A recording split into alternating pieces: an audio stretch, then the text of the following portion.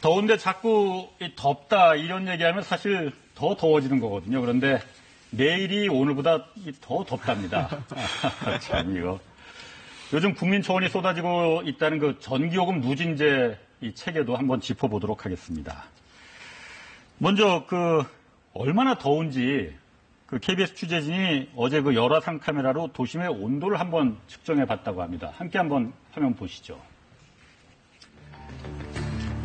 한낮 여의도 대로와 차량들의 온도를 한번 측정해 봤거든요. 붉은색 열기를 내뿜는 모습인데요. 아스팔트가 뼈야 끝에 데워진 아스팔트의 표면 온도가 40도를 넘는답니다. 차량은 그리고 하얀색을 나타내는데 50도를 넘는다고 합니다. 대학교 광장도 온통 빨간색이고요. 마포대교 위에 다리 위에는 45도, 그리고 인도도 49도입니다. 강 건너 아파트촌 측정해봤더니 표면 온도가 48도. 그야말로 불기둥이죠. 저 안에서 사람들이 다 살고 있는 거 아닙니까?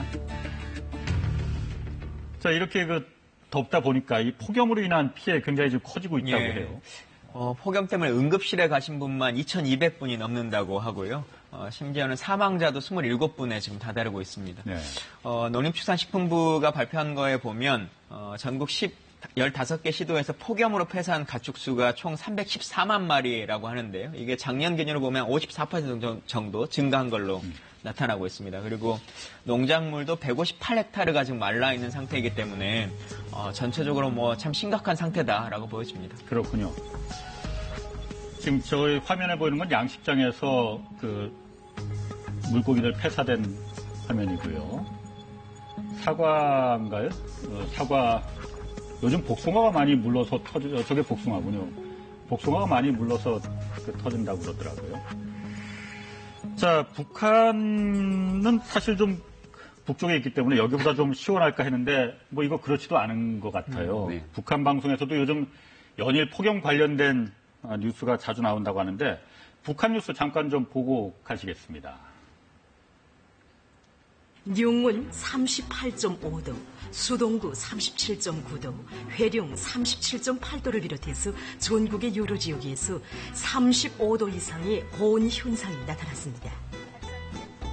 북한에선 여름철에 개고기, 북한 말로는 단고기죠. 단고기 찾는 사람들이 많은데요.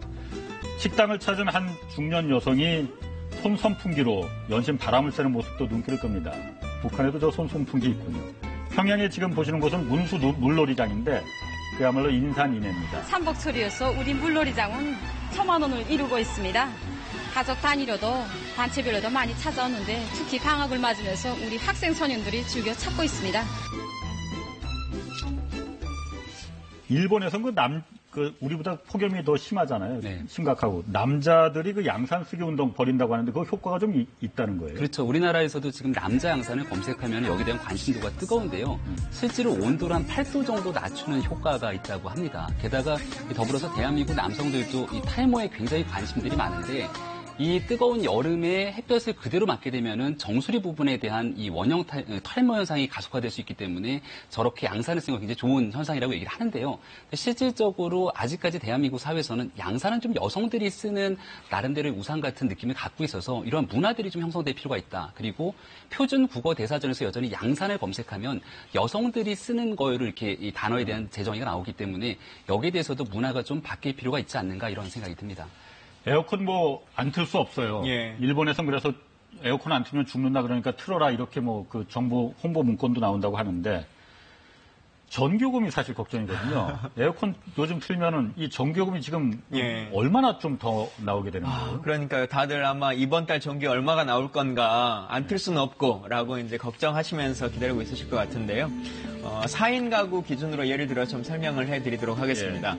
원래 우리가 에어컨을 쓰지 않고 있는 상태일 때 한 달 평균의 전기 사용량이 350kW 정도가 되거든요. 아까 지금 그래픽이 좀 너무 빨리 나왔는데 그러면 전기요금을 한 55,000원 정도를 내도록 되어 있는데 올해는 평상시에는 5만 5천 원 정도. 근데 요즘은 잠깐씩 틀었다가 끌 수 있는 상황이 아니라 거의 10시간을 틀어놔야지 잠잘 수 있는 상황이어서 하루 10시간 기준으로 스탠드형 에어컨을 튼다라고 생각을 해보면 17만 7천 원 정도를 더 내야 됩니다. 그러니까 총 내는 돈이 23만 원 정도가 되는 것이죠. 그러니까 17만 7천을 더 내니까 아까 5만 원을 합쳐서 23만 원 정도가 기본 평균 전기요금이 나올 거라는 전기요금이 거죠. 되는 거예요. 누진 3단계를 다 넘어서 하는 겁니다. 누진 3단계라는 게 몇 킬로와트를 기준으로 하는 거예요? 지금 400kW 정도가 누진 3단계입니다. 그럼 그 각 가정마다 그 배달되는 관리사무소에서 배달되는 그 전기 와트 거기에 그 보면은 몇 킬로와트를 나가서 400킬로와트 넘으면 누진 적용 대상이 되는 거고요. 예.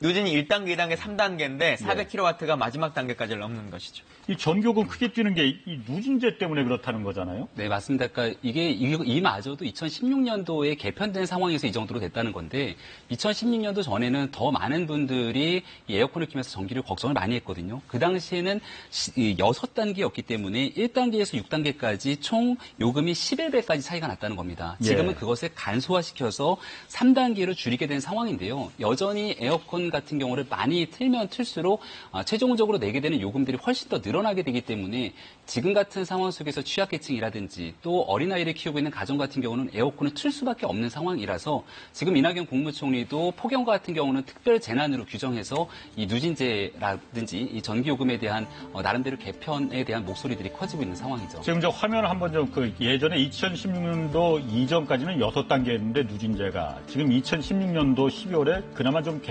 개정을 해서 3단계로 바꿨다. 좀 복잡하거든요. 저게 그러니까 예전에는 지금 어떻게 좀 봐야 되는 건가요? 그러니까 저희 집 같은 경우는 예를 들어서 300kW에서 조금 더 쓰게 되면 305kW로 요금이 나올 때가 있습니다. 그러면 이 5kW 때문에 요금이 실질적으로 차이가 누진제가 적용돼서 더 많이 나오게 되는 거죠. 그러니까 그렇게 되는 상황들을 좀 줄여서 오른쪽에 있는 것처럼 200kW 이하를 사용하게 되는 가정들은 많지가 않을 거고 대다수의 가정이 200에서 400kW에 해당이 되는 가정으로 볼 수가 있는 거죠. 그러니까 과거에 비해서 요금은 확실히 줄어들게 된 상황이지만 이렇게 1994년 이래로 폭염이 올 줄도 몰랐던 상황이라 지금 상황에서도 적어도 폭염에 있는 기간만큼은 전기요금을 어느 정도 좀 낮게 책정해야 되는 것은 아니냐 이렇게 목소리가 높아지고 있습니다.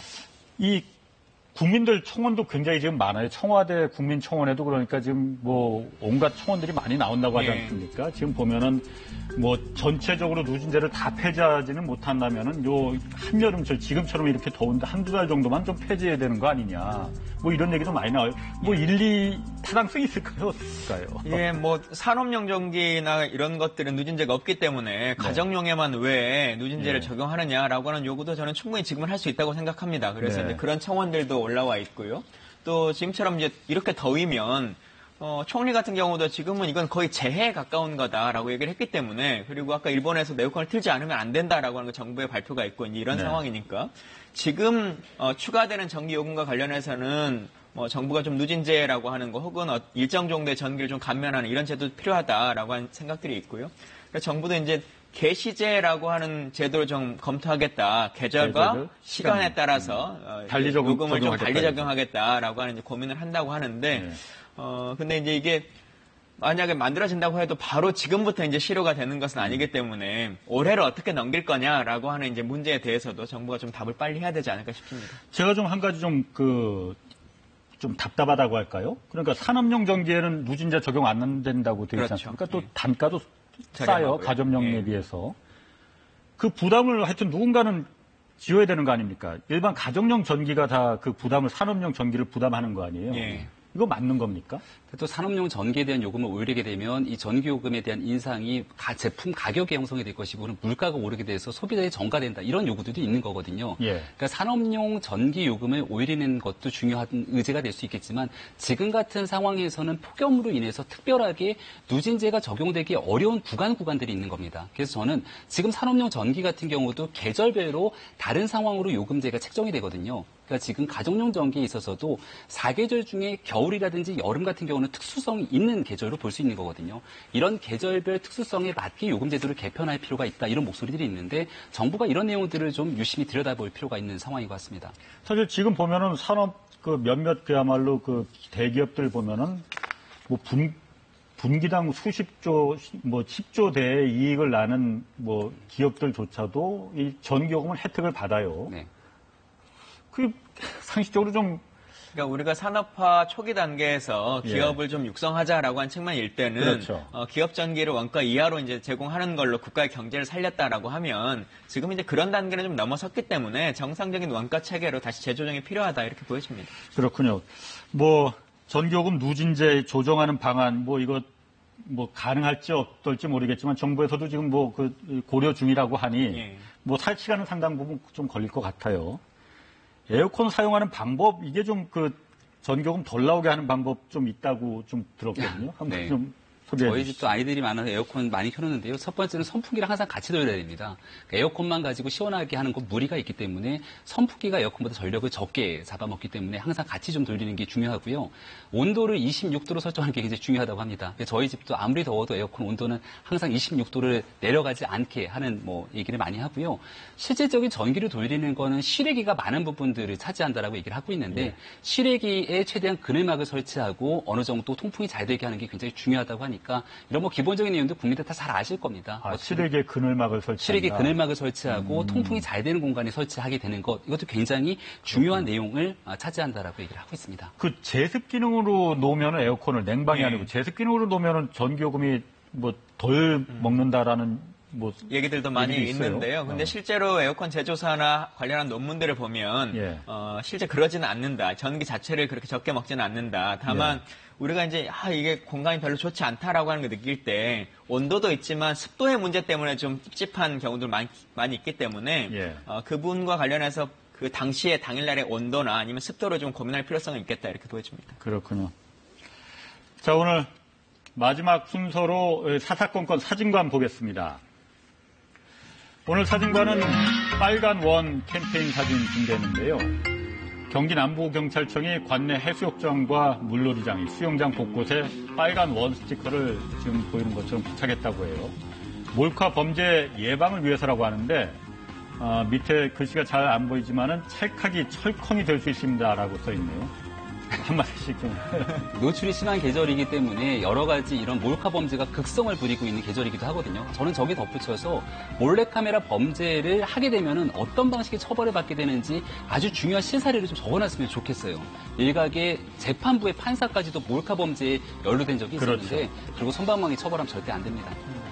사실은 저도 이제 오늘 이 화면을 보면서 조금 직관적이지는 않았던 것 같아요. 저 동그란 빨간 원 그 캠페인이라고 하는 게 초기 단계에서 그럴 수도 있겠습니다만. 카메라 렌즈를 의미하는 것 같은데. 그래서 아마 그 렌즈에 불 나오듯이 렌즈가 바라보면 저 빨간 원 스티커를 붙여서 카메라가 있다라고 하는 것을 많은 사람들이 인지하는 것 같은데요.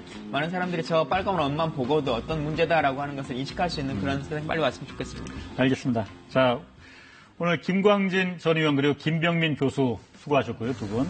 사사건건 내일은 안민석 그리고 황영철 의원과 함께하겠습니다. 감사합니다.